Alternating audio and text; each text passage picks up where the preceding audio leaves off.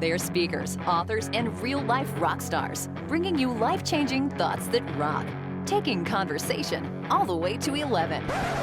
Most shows only go to 10. Well, it's one louder, isn't it? These go to 11. This is Thoughts That Rock. Now, here are your hosts, Jim Knight and Brant Menswar.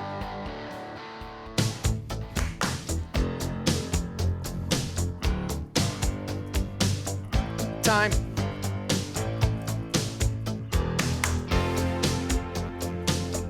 Time. Whoa.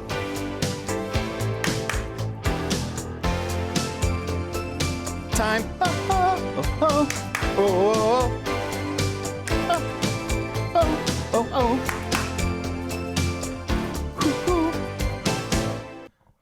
That's all you get.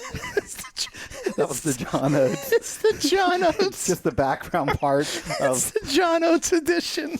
Listen, if Tom Peters is just going to give us 5 thoughts, There's no other room for us to be taking No. up airspace. we can't afford the royalties to pay both Hall and Oates. So today you just get Oates.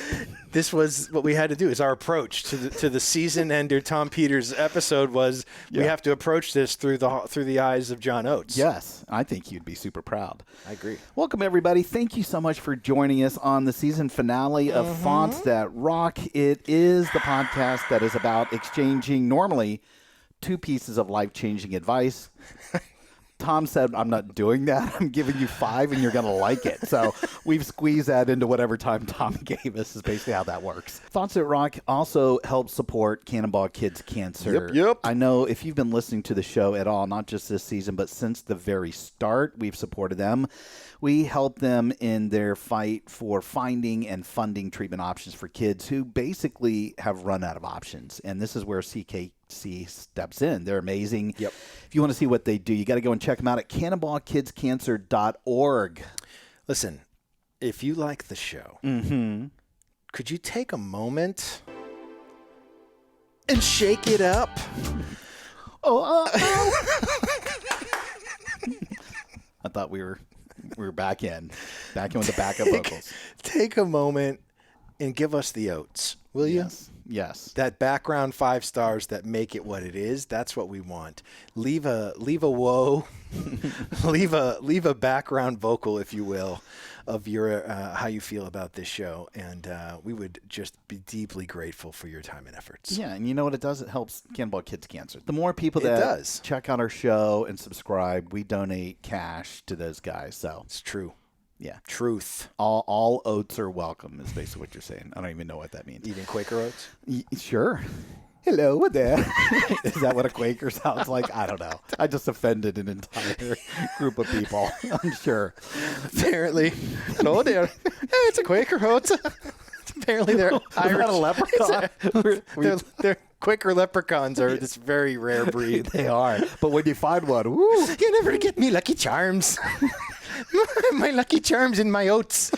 Oh, my gosh. Listen, we know how busy you are, and grabbing a little moment, a nugget, we like to say, of wisdom that could really make your life better, amp it up, we like to say. Yes. Those are super hard to come by, like one of those leprechauns that you're Like talking Quaker about. oats, Lucky Charms. Yes. Mashup. Honestly, though, it doesn't matter what you're doing right now. Nope. You could be, for instance, I don't know, zip lining in Machu Picchu. Maybe you're building a replica log cabin out of Swiss rolls. Maybe you're lightening your hair with some sun in. Doesn't really matter to us. We just want to be the 30 minutes you've been looking forward to all week. Let's rock. Our guest today is management business guru Tom Peters, who is the co-author of In Search of Excellence. That is the book that literally changed the way the world does business and is often tagged as the best business book ever written. First and foremost, Tom, welcome to Thoughts That Rock. Thank you for the invitation, and I am delighted to be here. Well, we are just We are. us as well, even though we're doing this from a distance. And this is, I'll tell you, By the way, I just talked to my wife who's on the road, and I said, you haven't been gone enough. The dogs can't deal with it when you're away. So Yes. So that's our world these days. Yes. It is. Well, and we do our interviews like this from a distance. We hardly ever have anybody in the studio. So this will work out perfectly. And obviously everybody listening, we will have Tom's full bio in the show notes. We highly encourage everybody to go and check that out. But we could not jump right in without at least a couple cool highlights. First off, Tom has written 18 books. Has over 10 million copies in sales on those, and still is just at the forefront of the management leadership industry. He's written something like 600 syndicated columns, Brian. I don't know if you knew that. Just a couple. CNN said, while most business gurus milk the same mantra for all it's worth, the one-man brand called Tom Peters is still reinventing himself. Tom's bedrock belief, execution is strategy. It's all about the people and the doing, not the talking and the theory. I love that quote. In November 2017, Tom received the Thinkers 50 Lifetime Achievement Award. And I'll tell you, Tom would not know this, but he is one of my literary heroes. I mean, he's the catalyst really for me writing my first book, Culture That Rocks. I actually give credit to him in that book. And so I can't tell you, out of a lot of the guests we've had on the show in the last 2.5, 3 years, we're pretty stoked to have you on. So thank you once again, Tom Peters. Well, as I said, thank you for the invitation. It is a delight to have a chance to chat. We've had astronauts, we've had movie stars, rock stars, you name it. And this are you just trying to intimidate me? Is that the point? Well, we're just saying that this is our, a couple. It might be our biggest guest. Our 115, 120 of these we've done so far with some pretty amazing people. And the most amazingest, is that a word? Is today with Tom Peters. So we are incredibly excited to jump into your thought. Listen. So I hang in there with the astronauts? You do. You do. Yes. We'll have to have that conversation after a drink. But we have a format, right? And we were like, this is typically what we do. We share a piece of a thought that rocks, right? And people get it. And we called and we were trying to work with Tom. And what was going to happen? Tom's like, listen, I got more than one. Yeah. So welcome to the Tom Peters episode. It's the Tom Peters show. It's not just the episode, it's the show. It is. But we're lucky to have you for a half an hour. So we'll take all the wisdom, the little bits of leadership nuggets that you can share. So as you probably can imagine, Tom, we do things a little bit different. We're not doing a whole background interview. We just like to get right to the heart of the advice. So Great. We know you got a lot to share with us. So we're going to leave the floor open to you. What are your thoughts that rock? Thoughts that rock. That CNN was wrong on the reinventing thing.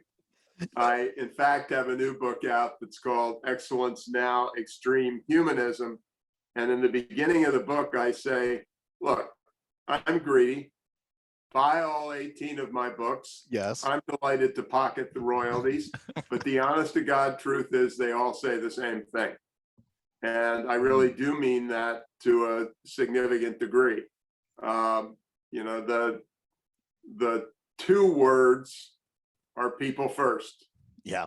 And the three words, in the way I do it in print, is people, all capital letters, really first. And my great frustration, as I said in the new book, I've been saying this for 43 years.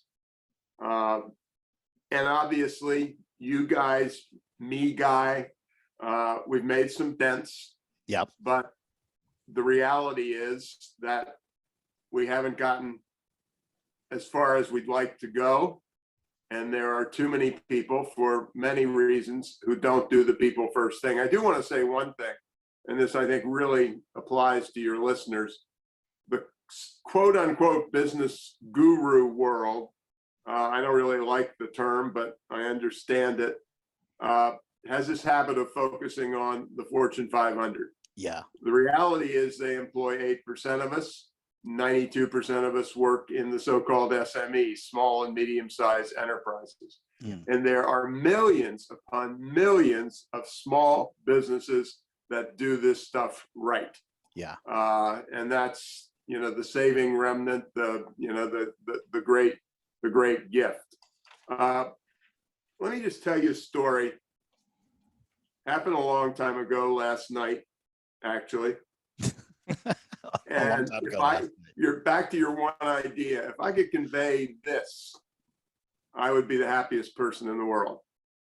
So there's a really great restaurant, seafood restaurant near where I live, about 15 miles.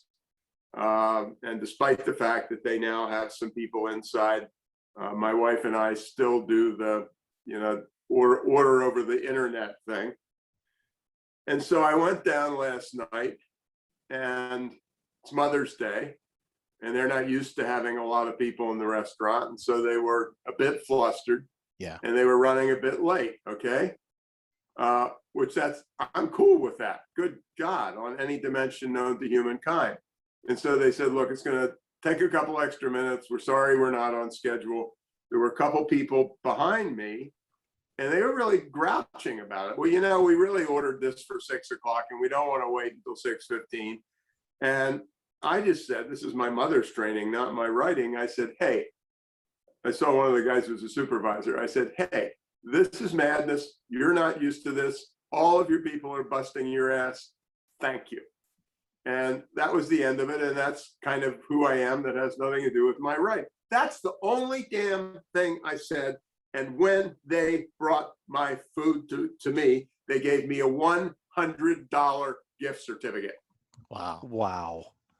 Which is great. I mean, I didn't do anything except, and I really want to get this across, because, if you're positive to people, if you recognize people, if you acknowledge people, if you say, there's a lot of shit hitting the fan, but you guys are everybody I saw was walking twice as fast as they normally did. And it was a real first time. Mother's Day was kind of the first time since we've kind of moved out of this thing.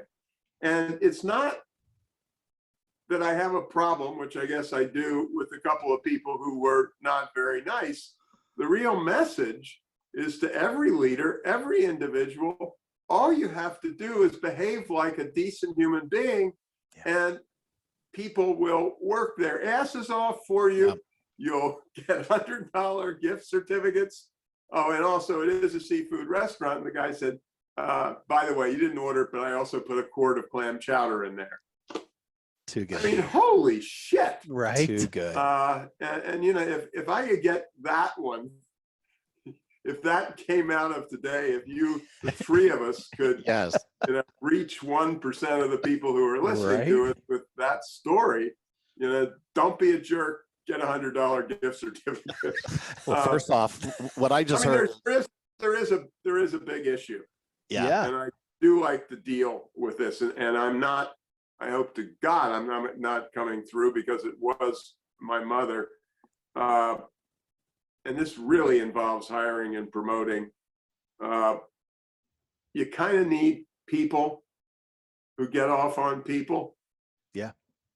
There's this fascinating story on every list of the top medical centers. The Mayo Clinic usually often comes in first or second or what have you. And so, Brant, you are one of God's gifts to humanity as a neurosurgeon. And you're interviewing with Mayo, and I happen to be your interviewer. Mm-hmm. And so we have a 30 or 40-minute interview, and you don't know my dirty little secret. Maybe it's on my iPhone, maybe it's a pen on my hand. Yep. I am counting literally the number of times that you use the word we and the number of times that you use the word I. And I do not care if you're God's gift to humanity. If the I's beat the we's, you don't get there.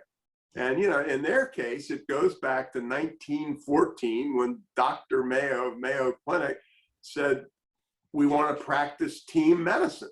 Yeah. And, as we all know, that's given the harried world of hospitals, and given the fact that too damn many hospitals have MBAs as CEOs, that's gone by the wayside. There's a wonderful book that's not mine that I am recommending to everybody. It is called Compassionomics. It's an awful title, which is what makes it a great title. The revolutionary scientific evidence that caring makes a difference. And it's, these guys, two docs wrote it, and they are, excuse my language, tight ass researchers. There's not a comma in that book that doesn't have research backup. Yeah. And one of the things, it's kind of like the $100 gift certificate. If a doctor is giving bad news, and Brant, you've lived through this, I know, and you know, you have my heart and soul in that regard. If a doctor is giving you bad news and he looks you directly in the eye, and this is serious research based, for 37 seconds, complications go down, length of hospital stay goes down, and it's just, you know, healing is human. Yeah. And what distresses me, and I'm sure you've been through this more recently than me, this awful thing. There was an article, I'm near Boston, in the Boston Globe. Nurses now all carry tablets. Yep. And all they do is bend their head over and entering data, not because they want to, God only knows. Right.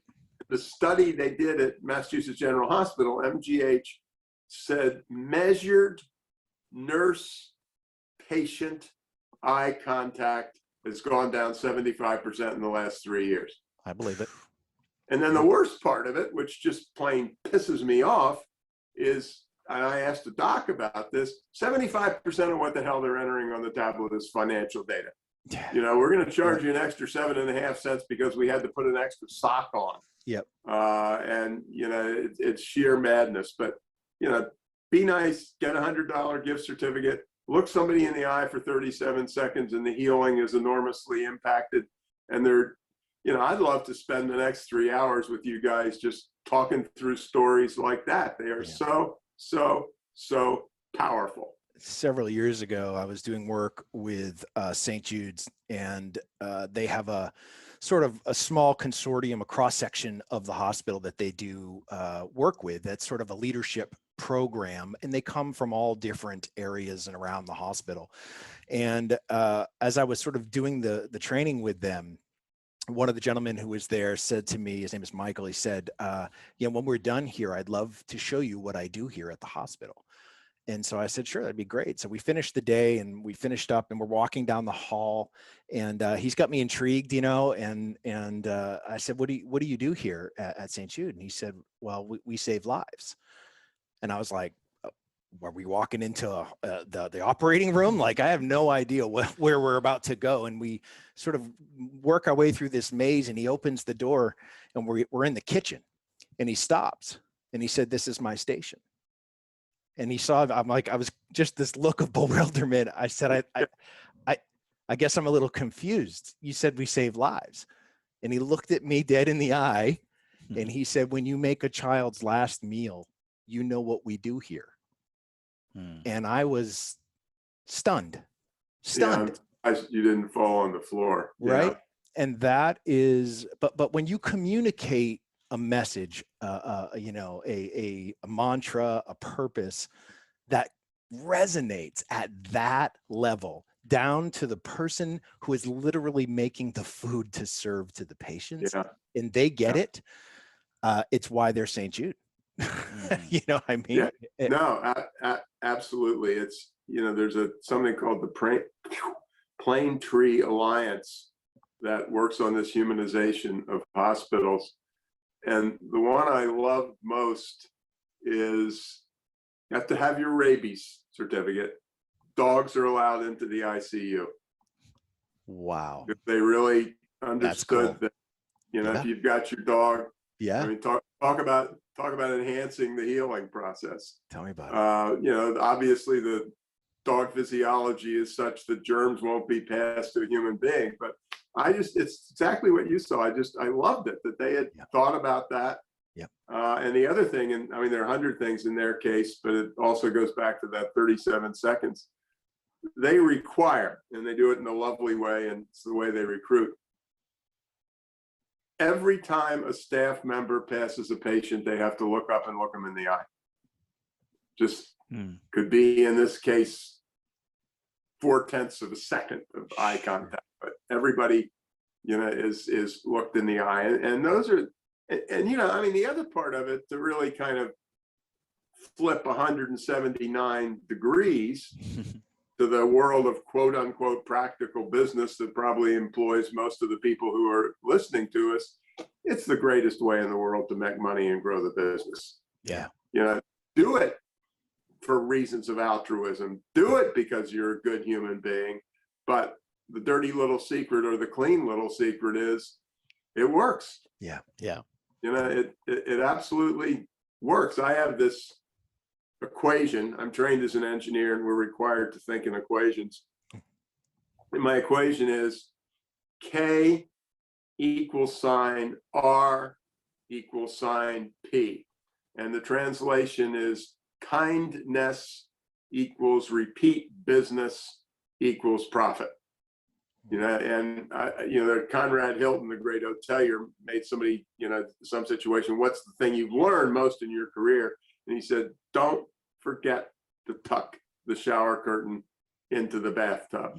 And there are two lessons that you take out of that. Lesson number one, I come to your hotel because of location, location, location, and you had a great architect. I come back to your hotel because of the shower curtain. Yeah. And we all know you don't make a penny on the first transaction and you make a penny on the, you know, word of mouth, et cetera, et cetera. The other thing, which you triggered with your comment, is if don't forget to tuck the shower curtain into the bathtub is the first most important thing that Conrad Hilton learned, then the housekeepers are the most important living human beings in the hotel. And they do have analysis on that in terms of eye to eye guest contact. Housekeepers win hands down. Yeah. But you know, it's just, again, I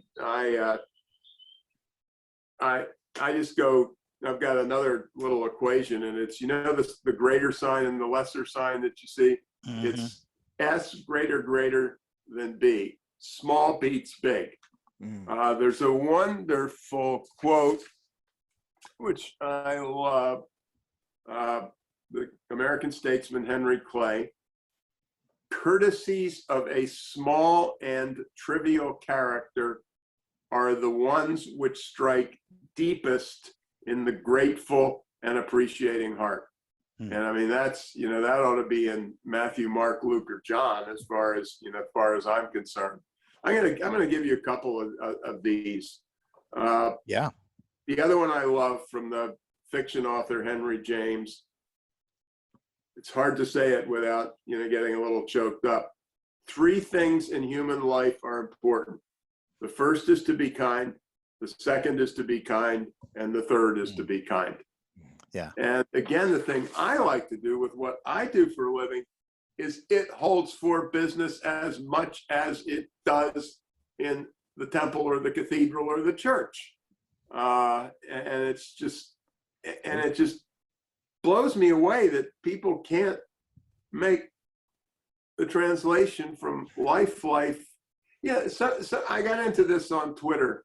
You know, is a business family. Yep. Now, I understand the degree to which it is not and the degree to which that can be nepotistic crap, okay? I'm not an idiot. Yep. Yeah. On the other hand, the thing that I like to point out is unless you were born with a silver spoon, and I was born with a rusty tin one, unless you were born with a silver spoon, you are going to spend more hours of your adult life at work than you will with even your family. God bless you if you're a wonderful family person. Yeah. But if you throw away, I mean, you know, stats are the stats. You know, statistically speaking, you know, from the, you know, you're going to be 9 to 5, 8 conscious hours, or 9 to 7, or what have you. And don't throw it, you know, throw those away. You're throwing your life away to a significant degree. And I want you to be a fabulous mother, fabulous father, et cetera, et cetera, et cetera, fabulous grandmother, what have you. But the reality is you're going to spend your time at work. Yep. Don't piss it away.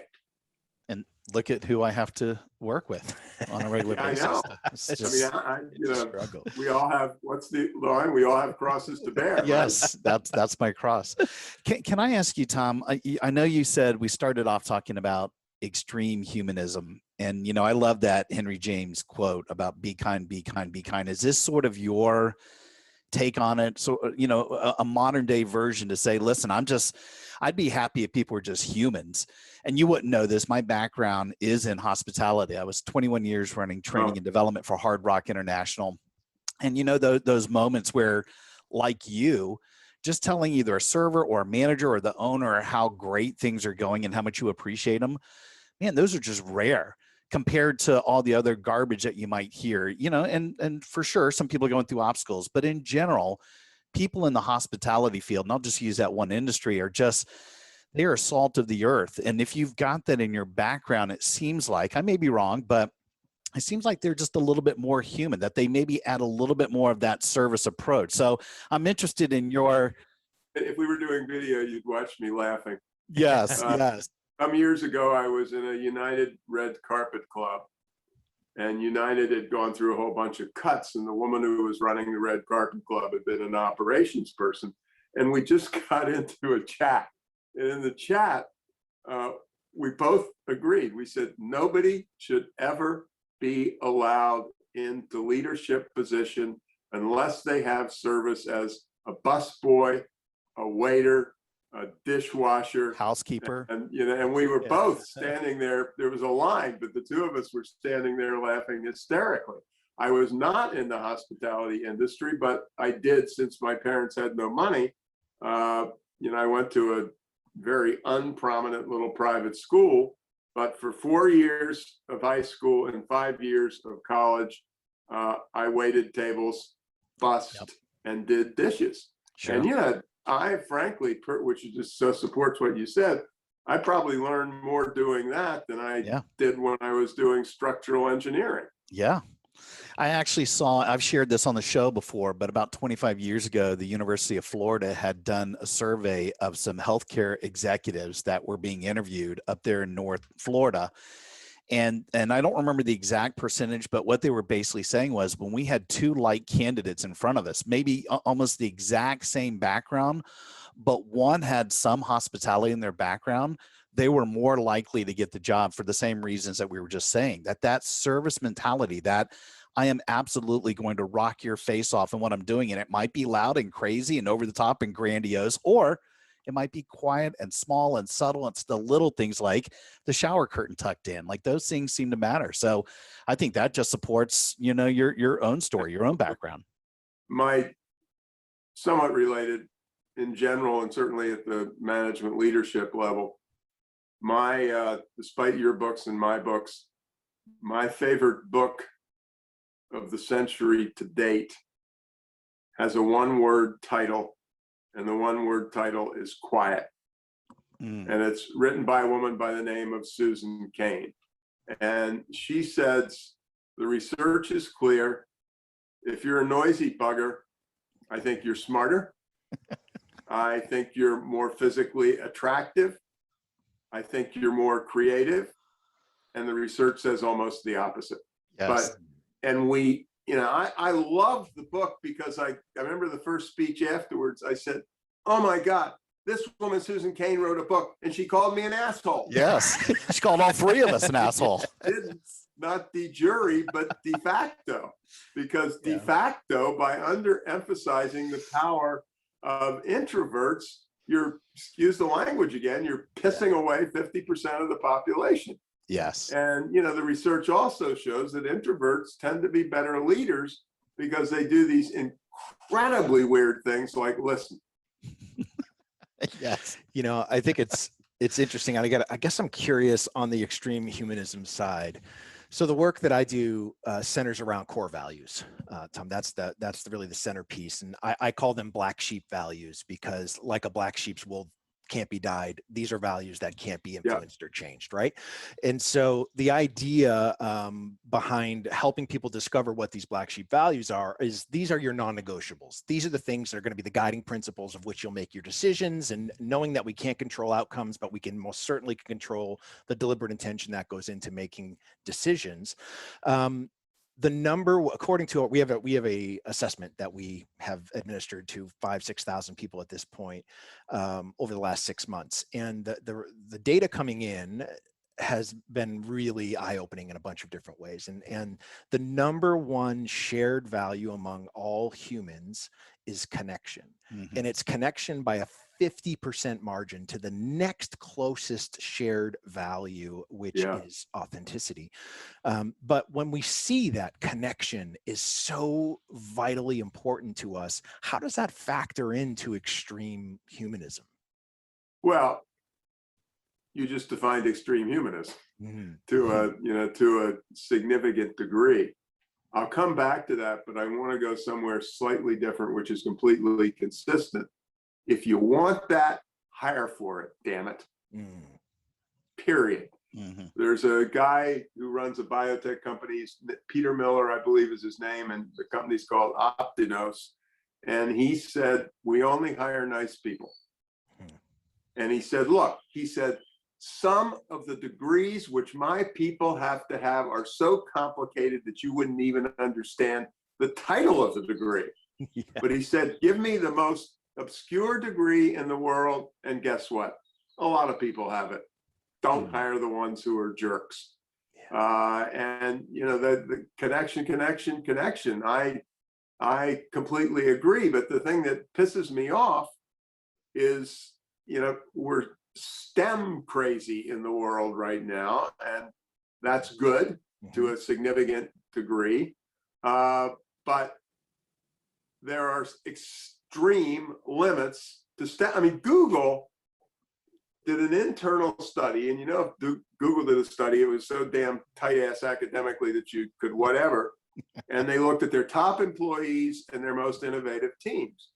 And the top employees had something like 7 key factors. The first 6 were soft. Listens, appreciates others. I mean, they were, what you just said, they were 7 different ways of saying connection. As far as I'm concerned. And when they did the top teams, they found the same thing. And, I can just imagine who's on a Google team. And the number one trait in most innovative teams was no bullying. And you get 8 Stanford or MIT 24-year-old computer science graduates making $190,000 a year. You're looking for bullies, you came to the right place. And I'm being unfair, but and so I just think your research is extreme humanism, and hire for it. And for God's sakes, by an order of magnitude, promote for it. Period. That's one of the things I say in the book is the most important asset of any organization, and it also gets back to hospitality, God knows, is the complete collection of first-line leaders. I was in the Navy for 4 years. The sergeants run the Army and the chief petty officers run the Navy. Period. There was some big deal general, and he said the role of the commanding officers is to back up their sergeants. And the point relative to the hospital or hospitality or what have you, it's not that we don't take the first line supervisor job seriously. It is that we don't take it seriously enough by an order of magnitude. And I'm just rabid, on that topic. I think but I use the term in the book, and I say, and I mean it. I say, collection of first line supervisors is the most important strategic asset. With a capital A. In the organization. And like your research, there's a ton of evidence that says it's the biggest influence on productivity, quality, retention, etc. And yet we continue to say, we got 7 candidates. Who's the one who's most tech savvy? Wrong. Right. It's skills based, right? If you come out of MIT or you come out of Stanford, some other reasonably good school, your tech thing is going to be important for the first 3 years. And unless you're a bozo, by year 3, you're going to be heading a project team. maybe only 7 people, and maybe for only 6 weeks. And the minute you become a project manager, the rest of your life is about people. Yeah. I hire the tech talent. Yeah. But when you're in a leadership position, as I said, year 3, age 26, 9-person team, 7-week duration. It is the same as running a bloody hotel. Yep. Yeah. No So doubt. my question is, so, you brought up something about really using this to promote from, right? Use extreme humanism as the basis for which to honor promotions.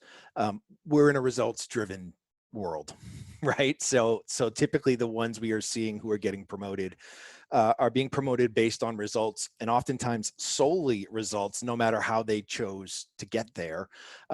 Oftentimes we have noticed that in those scenarios, the way that was chosen to get there has destroyed the culture of the company along the way, because it was only about results. And we were talking to Dr. Saba Kidwai with Apple recently, and she has a doctorate in design thinking, and we were talking about the current state of American education and how everything is results based. The funding is results based. Everything is results based, but yet we don't control outcomes. So if we switched it, what would it look like? I guess my question is, what does extreme humanism look like in replacement of a results driven economy? Well, the problem with what you just said, as you know, is it's bullshit. Yes. If you want results other than in the short term, you do the culture. Yeah. Give me the result. Give me, if you're not, this goes back to the big corporate world of 90, maximizing profitability for the next 90 days. There's one of my other favorite topics, and I think you guys know it, is more women in senior management positions. And there's one Harvard study that I refer to, and there were 16 leadership variables. Women outperform men on 14, and a lot of them had to do with things like listening, but the women performed better from a results standpoint. They just weren't as loud and cantankerous about it. Yeah. And the research is crystal clear. On average, keyword, there are asshole women and wonderful men, but on average, women are better leaders, better negotiators, better salespeople, and the one I love, they are better investors. Mm-hmm. And one of my favorite books, I love the book, but I love the title. A woman who works for or senior person at Motley Fool, and she wrote a book, and the title of the book, best title ever, certainly including my own. Warren Buffett invests like a girl, and why you should too. I love it. And get her on the show, for God's sake. Yeah, right. And the wonderful thing about it was Buffett hadn't read the book, and he read the book, and he did the first Amazon review, and he said, I didn't know I invested like a girl, but I guess I do. But here's the boy girl difference in investing, okay? One of you guys is sitting next to me. You're a guy, I'm a guy. You've had a good day, and I've had a mediocre day. And there's only half an hour left when the market's open. And I'll be goddamn if Grant is going to outperform me. I spend the last half hour doing dumb shit. Making long-term bets on pieces of crap and so on. And that's called boys being boys. And what they discovered about the women investors is they're a lot more thoughtful. They don't take risks just for the living hell of it, and so on. And they really just beat the crap out of their male counterparts. But the thing that's so key is there's nothing soft about it. Yeah. You want soft, show me your strategic plan. Which is usually, and again, I apologize for my language, I was in the Navy for 4 years. Your strategic plan is wall-to-wall shit. Yes. 9 out of 10. We're going to have a 73% market share. Let's just, what I like to say, maybe I should have been in the hospitality business is a lot of incredible things are going to happen in the next 10 years. But I got to get through tomorrow, dude. Yes. Yeah. Yes. You know, the whole hotel is full of guests, and it could be that AI is going to do this and do that. But, you know, just got to make it to Tuesday first. Absolutely.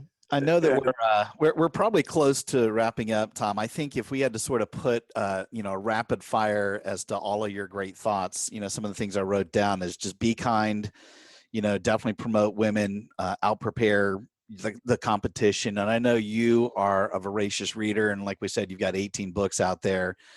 If you sort of had to put all that together, that extreme humanism, I think that hits on all of those. And It's people first. it is people really first, like you People said. really It's just first. really, it sits with us extremely well. And we'd love to be able to just even shine a white hot spotlight on more of the stuff that you're doing. Where would you like for us to send people if they can check out more of your Tom Peters world?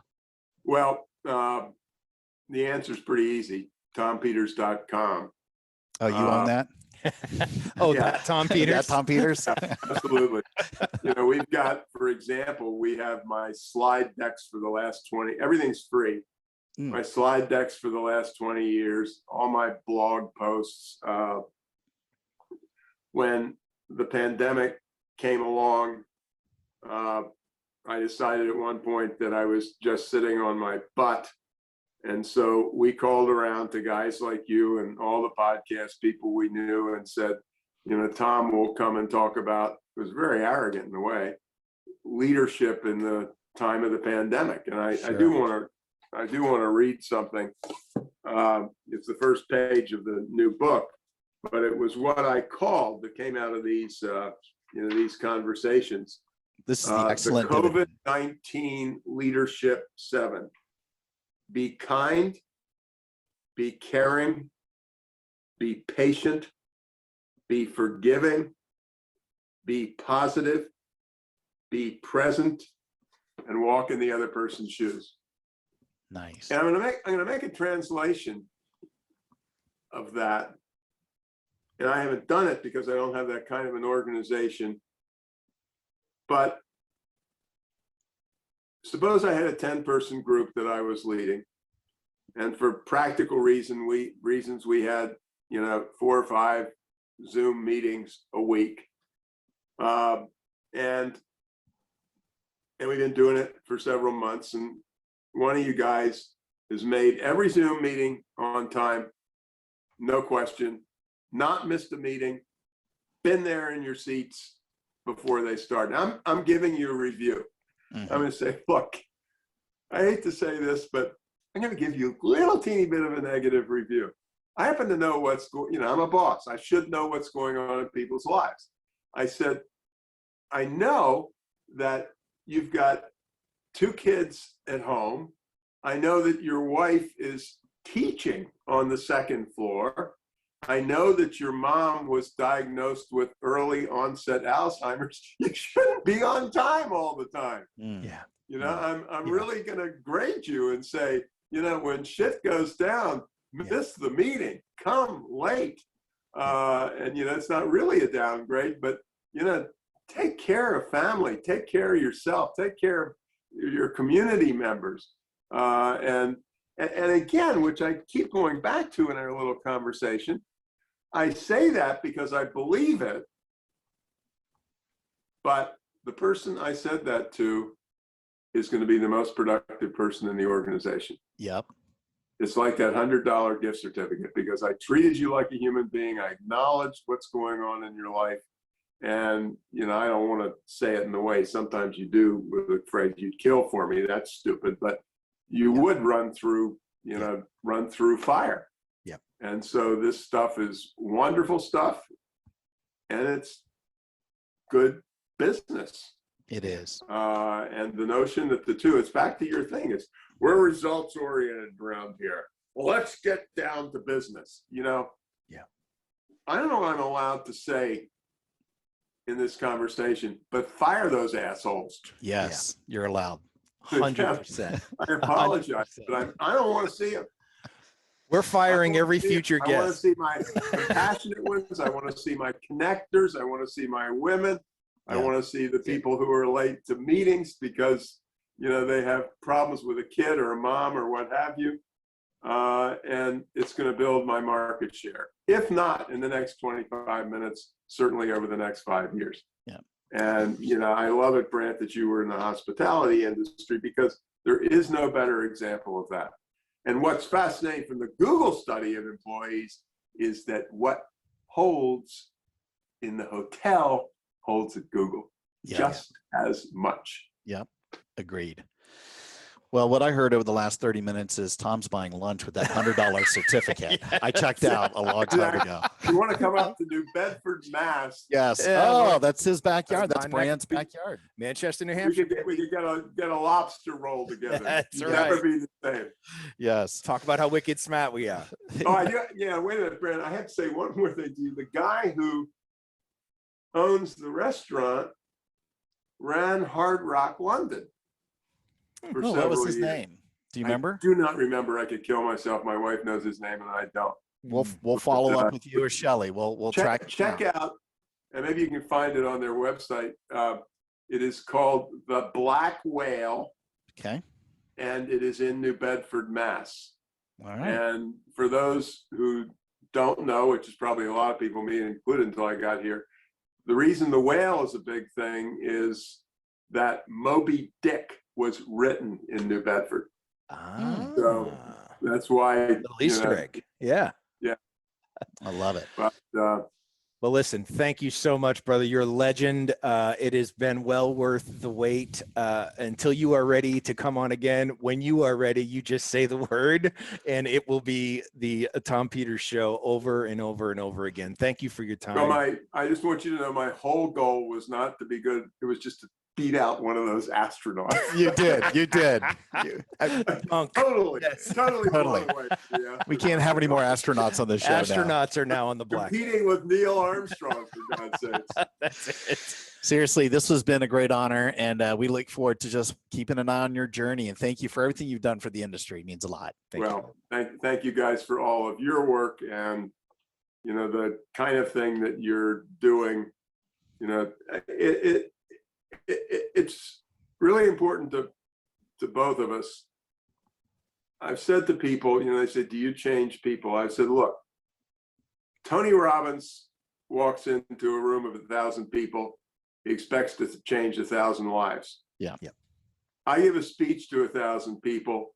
And if 4 people walk out of there and say, wow, I think I'm going to look at the world in a different way, I just had a hell of a day. Yeah. 4 for 1,000 is as good as it gets. And most of my speeches are That's for what we people. do. One I just life want to at get a time, one. one listener at a time, one customer at a time, That's it. one employee at a time. Well, you're 2 for 2 here, brother. Yeah, real quick, Shelley just mentioned to us in the chat function, Steve Silverstein is the owner of the Black Whale. Oh, Steve great. Silverstein. Fabulous. And that's exactly who it is. Thank you, Shelley. We'll point that into the show notes. Yeah, All right, my friend, thank you once again. Come back anytime. We would absolutely love to have you. Well, thanks for the invitation. And I think, as you can see, I had a fabulous time. And again, I am saying it on air. My heart goes out to you, Brant. Thank you, brother. I really appreciate that. Thank you so Fantastic. much. We'll talk to you soon. Rock on. Hey, rock stars, thanks so much for tuning in. If you like what you've heard, please subscribe so you don't ever miss an episode. Yeah, and if you're interested in having Brant or me or both of us speak at your event, whether as a webinar for a virtual event or in person as a conference keynote, contact us directly at thoughtsthatrock.com. Until next time, Rock on.